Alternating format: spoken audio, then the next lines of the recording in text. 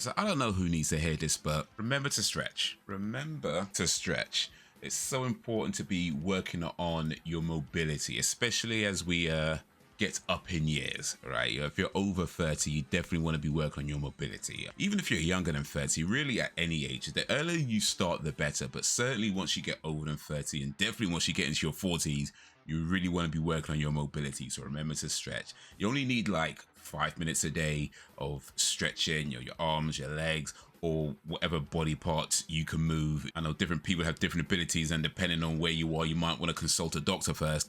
But whatever you can move that as much as you can. Stretch your arms, stretch your legs, stretch your neck, stretch your back.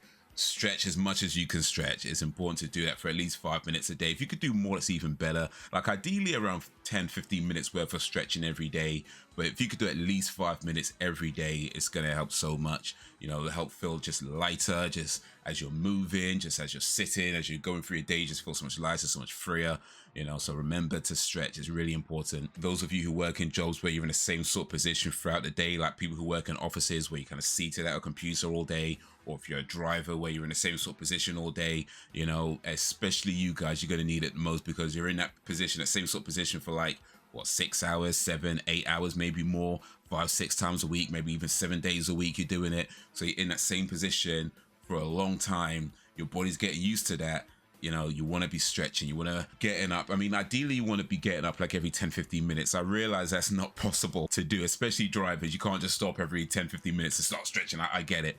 But as much as you can, anytime you get a break, anytime you get a moment to just step out and stretch, it helps with your blood circulation. It helps with so much. You know, just stretch in, stretch till your bones crack, you know, till your hair down, all that, you know what I mean? And also, it's not actually your bones that crack. It's actually like air being released or something. In fact, you know what? One sec.